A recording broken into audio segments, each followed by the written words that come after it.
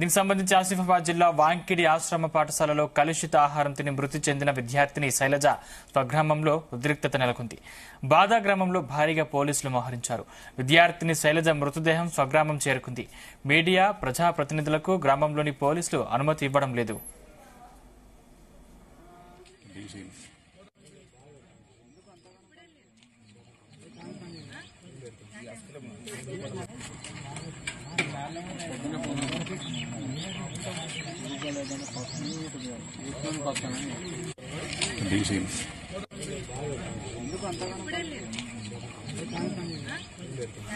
మరోవైపు ఆసిఫాబాద్ ఎమ్మెల్యే కోవా లక్ష్మిని పోలీసులు హౌస్ అరెస్టు చేశారు. విద్యార్థిని శైలజ కుటుంబాన్ని పరామర్శించేందుకు బయలుదేరుతుండగా పోలీసులు అడ్డుకున్నారు. హౌస్ అరెస్టు చేయడంపై కోవా లక్ష్మి ప్రభుత్వంపై తీవ్రంగా మండిపడ్డారు. పేదలపై ప్రభుత్వం నియంతృత్వ వైఖరి, పాఠశాలలపై చిన్నచూపు చూస్తుందని కోవా లక్ష్మి విరుచుకుపడ్డారు. ఇది ముమ్మాటికి ప్రభుత్వ హత్యనని, బాలిక కుటుంబానికి న్యాయం జరిగే వరకు పోరాడతామన్నారు.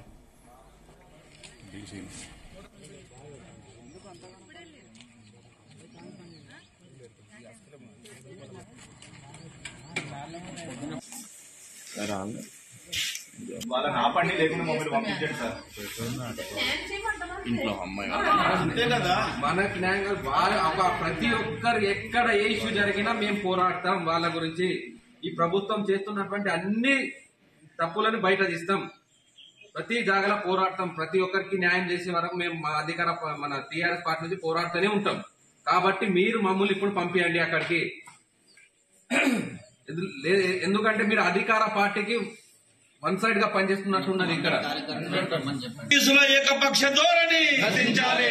పోలీసుల ఏకపక్ష ధోరణి నశించాలి.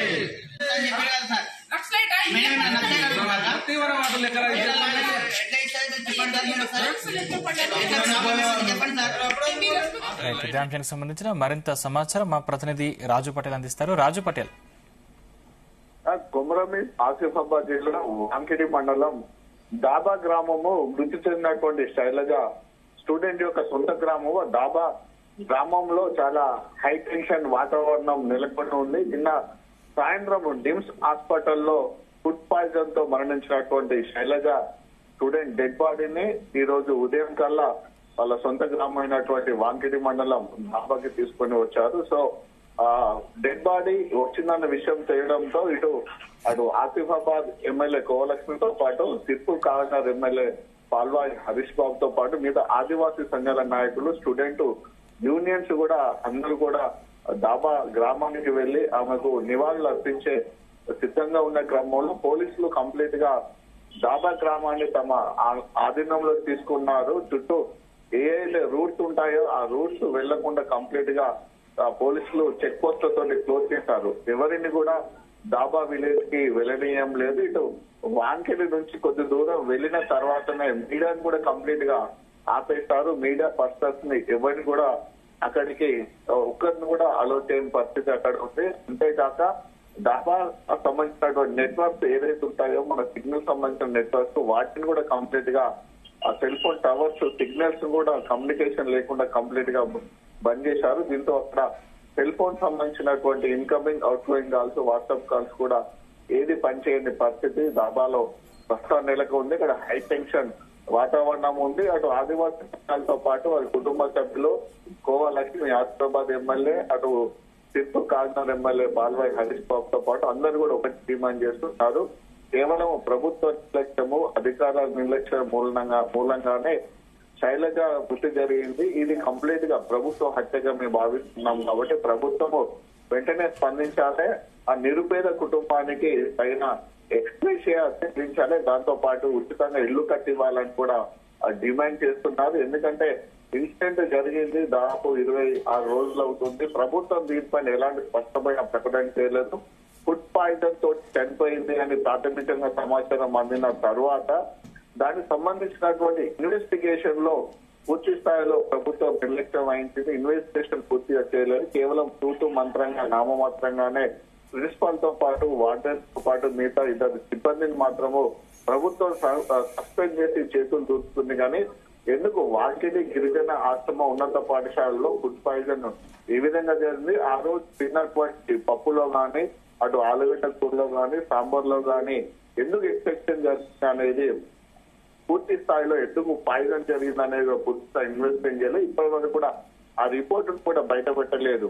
సో కేవలము కంటి తుడుపు చర్యగా మాత్రమే ప్రభుత్వము ఈ ఘటన పైన స్పందించిందని ఆదివాసీ సంఘాలు ప్రతిపక్ష ఎమ్మెల్యేలతో కూడా ప్రతిపక్షాలు డిమాండ్ చేస్తున్నాయి. సో నేపథ్యంలో అక్కడ పోలీసులు పూర్తిగా బందోబస్తు ఉంది. కంప్లీట్ దాబా గ్రామాన్ని ఆదేశం తీసుకున్నారు. 2 ఎస్పీలు 4 ఏసీపీలు సిఐలు ఎస్ఐలు కంప్లీట్ గా అక్కడే ఉంటారు. అంత్యక్రియలు చేయడానికి కుటుంబ సభ్యులను ఒప్పిస్తున్నారు. కుటుంబ సభ్యులతో పాటు స్థానికంగా ఉన్నటువంటి గ్రామస్తులు ప్రభుత్వం స్పష్టమైన హామీ వస్తేనే మేము ఒక శైలజకు అంత్యక్రియలు చేస్తాం తప్ప అప్పటి వరకు డెడ్ బాడీని ఈ విధంగా ఇంటికానే పెట్టుకొని మేము అంత్యక్రియలు చేయమంటున్నారు. ఒకవైపు అటు అధికారులు పోలీసులు కుటుంబం పైన వాళ్ళ యొక్క బంధువుల పైన అంత్యక్రియలు చేయడానికి ఒత్తిడి చేస్తున్నారు. సో కొద్ది దూరం వెళ్ళినటువంటి ఆసిఫాబాద్ ఎమ్మెల్యే కోవ లక్ష్మణ్ కూడా ఇక్కడ పోలీసులు అడ్డుకున్నారు. పాల్వాయి హరీష్ బాబు కాకినాడ ఎమ్మెల్యే అతన్ని కూడా వెళ్ళనివ్వలేదు. మీడియాని కూడా ఎవరిని కూడా వెళ్ళనివ్వం లేదు. అక్కడ ఎలాంటి సమాచారం కూడా బయటికి రాకుండా ఉండడానికి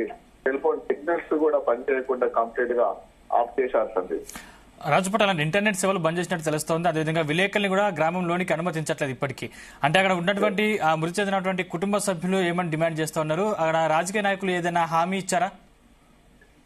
ఇప్పుడు అక్కడికి మనకు వచ్చేసి ఇప్పుడు మనకు ఆసిఫాబాద్ జిల్లాలో 2 కాన్స్టిట్యూన్స్ మనకు ఆసిఫాబాద్ కొమరం ఆసిఫాబాద్ బీఆర్ఎస్ పార్టీ చెందిన ఎమ్మెల్యే కోవాలక్ష్మి ఉంది. అటు ట్రిపుల్ కాకినాడ ఎమ్మెల్యే బీజేపీ చెందినటువంటి పాల్వాయి హరీష్ బాబు ఉన్నారు అక్కడ ఎమ్మెల్యేగా. సో వీళ్ళిద్దరు ప్రతిపక్ష పార్టీకి సంబంధించినటువంటి ఎమ్మెల్యే కాబట్టి వీళ్ళు ఫైట్ చేస్తున్నారు. ఇన్సిడెంట్ జరిగిన పక్షాలు కూడా ప్రభుత్వం యొక్క నిర్లక్ష్యం పైన ఆశ్రమ పాఠశాలలు, గిరిజన ఆశ్రమ పాఠశాలలు, సోషల్ వెల్ఫేర్ హాస్పిటల్స్ యొక్క హాస్టల్స్ యొక్క వైఫల్యం పైన, నిర్లక్ష్యం పైన, నిర్వహణ పైన కూడా పెద్ద ఎత్తున ఆందోళన చెందుతున్నారు. ఎందుకంటే ఇలాంటి ఘటనలు దాదాపు ఇప్పటి వరకు రాష్ట్ర వ్యాప్తంగా 42 జరిగాయి. చాలా మంది విద్యార్థులు ఫుడ్ పాయిజన్ తోటి అస్వస్థకు గురయ్యారు. అయినా ప్రభుత్వం ఎలాంటి సీరియస్ యాక్షన్ తీసుకోవడం లేదంటున్నారు.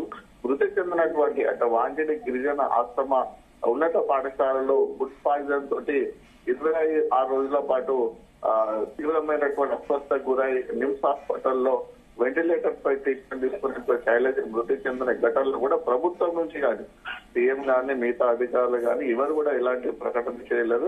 ఇన్ఛార్జి మంత్రి సీతక్క మాత్రము నిమ్స్ హాస్పిటల్లో చేపించే ట్రీట్మెంట్ అందించింది తప్ప పూర్తి స్థాయిలో ఎక్కడ కూడా ప్రభుత్వం యొక్క చిత్తశుద్ధి కానీ ప్రభుత్వం యొక్క ఇలాంటి ఘటన పైన తాము ఏం చేస్తాం అనేది కూడా పూర్తి స్థాయిలో సీరియస్నెస్ తీసుకోలేదు. విచారణ కంపెనీ చేశారు, 4 సస్పెండ్ చేశారు తప్ప అసలు రీజన్ ఎందుకు జరిగింది, ఫుడ్ పాయిజన్ ఎందుకు అయింది, సప్లై చేసే మెటీరియల్ లో జరిగిందా, అక్కడ వండడం వల్ల జరిగిందా, లేకుంటే వండింటి నిల్వ చేసి పెట్టడం వల్ల జరిగిందా, ఎక్కడ నిర్లక్ష్యం ఎక్కడ తప్పు జరిగింది దానిపైన కూడా ఇప్పటి వరకు ఎలాంటి స్పష్టమైన ప్రకటన చేయలేదు.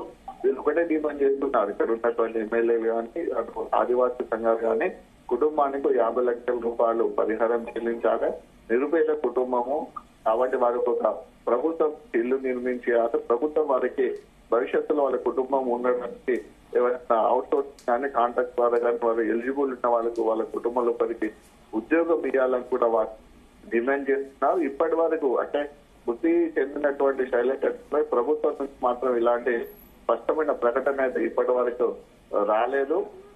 సో దానికోసం వేచి చూస్తున్నారు. అందుకే మేము ఎలాంటి ప్రకటన రాలేదు కాబట్టి మేము అంత్యక్రియలు చేయమని వాళ్ళ పేరెంట్స్ కానీ వాళ్ళ యొక్క బంధువులు కానీ ఇంకా అంత్యక్రియలు చేయకుండా ఉన్నారు. కానీ పోలీసులు అధికారులు మాత్రము శైలజ మృతదేహానికి అంత్యక్రియలు చేయడానికి మొత్తం కుటుంబం పైన చర్చలు జరుగుతున్నారు, ఒత్తిడి తీసుకొస్తున్నారు. Thank you Raju Patel.